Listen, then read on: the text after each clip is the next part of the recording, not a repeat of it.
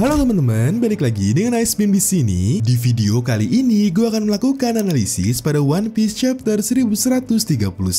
Seperti biasa, gue akan bahas hal-hal detail yang menurut gue menarik dan mungkin kalian terlewat, plus teori-teori yang ada di dalamnya. Beberapa hal menarik yang dibahas di analisis chapter kali ini adalah menganalisis special bounty milik Loki. Apakah Shanks adalah orang yang menangkap Loki? Apakah Kid akan membebaskan Loki? Hingga clue kembalinya Shiki. Oh iya, kalian bisa komen juga ya kalau ada momen menarik yang gue terlewat. Oke, sebelum mulai jangan lupa like dan subscribe dulu ya kalau kalian tertarik dengan info, analisis, dan teori-teori soal One Piece. Yuk kita mulai pembahasannya. Cover story pada chapter ini masih melanjutkan kisah perjalanan Yamato yang kali ini sedang memburu pencuri pedang Yoshi bersama Tama, Speed, dan juga Komachio. Seharusnya dalam waktu dekat pencurian dan penculikan di Wano akan segera terungkap. Oke, kita lanjut ke cerita utama ya. Melanjutkan chapter sebelumnya, chapter ini dibuka dengan interaksi antara Luffy dan Loki. Hal menarik pertama yang terungkap di chapter ini adalah bounty milik Loki yang jumlahnya sangat besar, yaitu 2,6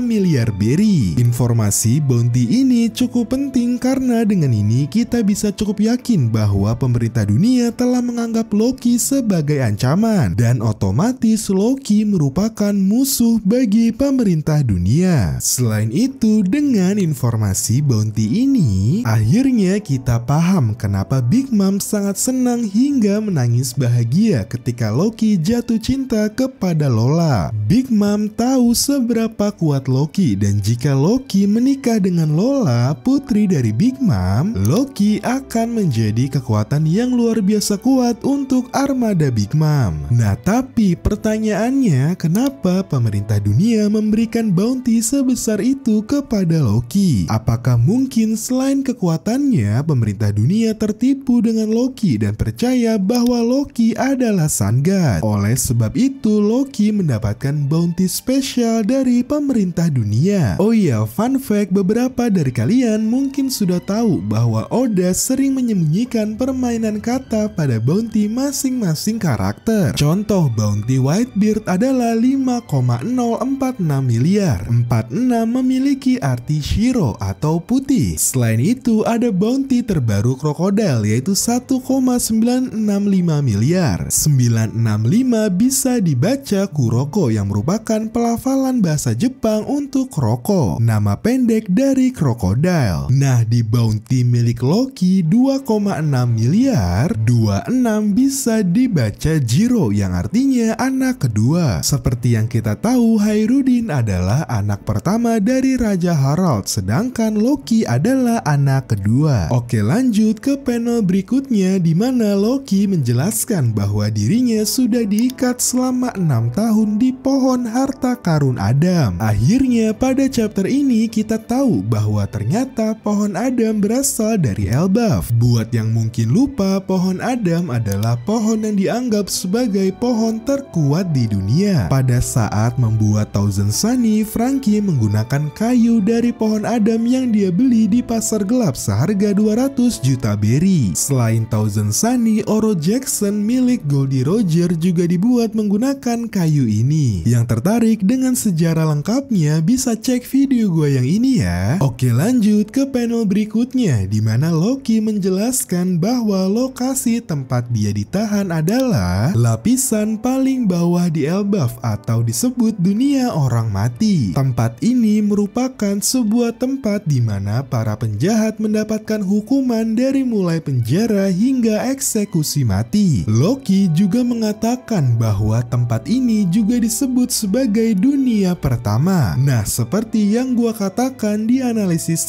sebelumnya, Oda sudah jelas terinspirasi dari Yggdrasil yang ada di mitologi Nordik. Tapi seperti biasa, Oda memodifikasinya sedikit. Dalam mitologi Nordik, tempat yang disebut dunia pertama adalah Asgard, tempat para penguasa. Sedangkan di One Piece, dunia pertama adalah dunia orang mati yang dikenal sebagai Helheim dalam mitologi Nordik. Oke, lanjut, masih di momen yang sama, di sini kita juga diperlihatkan senjata Loki yang yang berbentuk palu. Kalau kita lihat dari bentuknya, palu ini mirip banget dengan Mjolnir atau palu dewa petir Thor yang ada di mitologi Nordik. Selain itu, pada momen ini kita bisa melihat dengan jelas karakter Loki yang benar-benar ahli dalam tipu muslihat dan manipulasi. Dari mulai mencoba membuat kesepakatan paksa dengan Luffy untuk melepaskan rantainya, dengan imbalan akan melenyapkan bajak laut manapun yang Luffy mau, hingga melakukan provokasi dengan mengatakan Shanks adalah pengecut ketika Loki menyadari bahwa Luffy memiliki hubungan dekat dengan Shanks. Nah, ngomong-ngomong soal Shanks, pada panel ini salah satu bawahan Shanks menjelaskan bahwa mereka pernah pingsan karena haki milik Shanks. Mereka juga mengatakan bahwa tidak ada yang menduga bahwa Shanks muncul di sini. Nah, pertanyaannya apa yang dilakukan Shanks? Salah satu kemungkinan menarik yang menurut gua masuk akal adalah Shanks merupakan orang yang membantu para raksasa menangkap Loki 6 tahun lalu. Hal yang memperkuat teori ini adalah pertama, Loki yang terlihat cukup mengenali Shanks. Dia berusaha menutupi alasan kedatangan Shanks ketika ditanya oleh Luffy. Loki sepertinya tidak mau Luffy tahu kalau Shanks adalah orang yang menahannya karena sebelumnya dia sudah mengatakan Shanks seorang pengecut. Kedua, kalau kita lihat periodenya, momen ditangkapnya Loki dan penunjukan Shanks sebagai Yonko ada di periode yang sama, yaitu 6 tahun yang lalu. Apakah mungkin salah satu alasan Shanks menjadi Yonko adalah karena dia sukses menangkap Loki, makhluk yang dianggap sebagai ancaman oleh pemerintah dunia? Nah, bukti ketiga yang memperkuat teori ini adalah Shanks pernah mengatakan bahwa dirinya tidak akan pernah membiarkan Elbaf menjadi zona perang. Kita tahu bahwa kehadiran Loki akan bisa memicu terjadinya akhir dunia atau Ragnarok. Oleh sebab itu, Shanks berusaha membantu para raksasa agar Loki tidak menjadikan Elbaf sebagai zona perang yang menjadi akhir dunia. Jika ini benar, hal ini jadi mengungkap alasan kenapa para raksasa sangat mengagumi Shanks. Oke, masih berbicara tentang Shanks dan Loki, kita tahu sebelumnya Shanks pernah mengalahkan Kid dan menenggelamkannya di sekitar Pulau Elbaf. Di sini gue jadi kepikiran kemungkinan menarik lainnya. Jika Kid ternyata selamat dan secara kebetulan sampai di Pulau Elbaf, tepatnya di dunia bawah, apakah mungkin Kid adalah orang yang akan membebaskan Loki? Sebagai imbalan, Kid akan meminta Loki untuk memusnahkan Shanks karena mereka berdua memiliki musuh yang sama. Oke, lanjut. Selain diskusi mengenai Shanks, pada panel ini kita juga bisa melihat beberapa hewan buas yang merupakan teman dari Loki. Nah, menariknya pada One Piece movie Strong World, di mana Shiki menjadi antagonis utama, kita bisa melihat hewan yang desainnya sangat mirip. Apakah ini sebuah clue bahwa Shiki akan muncul di Elbaf? Apakah ini memperkuat bahwa orang yang menunggu kehadiran Luffy pada awal arc Elbaf adalah Shiki? Oke, lanjut ke bagian akhir pada chapter ini, di mana kita bisa melihat Robin yang memotong rambutnya seperti ketika dia pertama kali bertemu Saul. Menurut gua ini langkah yang menarik banget karena bisa membuat momen bertemunya Robin dan Saul akan semakin emosional. Nah, tapi sayangnya di panel selanjutnya kita mendapatkan kabar buruk bahwa Saul tiba-tiba terjatuh dan tidak bisa bergerak. Kira-kira apa yang terjadi kepada Saul? Nah, gimana menurut kalian tentang analisis dan teori pada chapter ini? Masuk akal nggak? Coba komen ya. Coba komen juga dong, apakah menurut kalian Shanks adalah orang yang menangkap Loki? Terima kasih sudah nonton video ini. Jangan lupa like, comment, share, dan subscribe supaya gue makin semangat bikin video.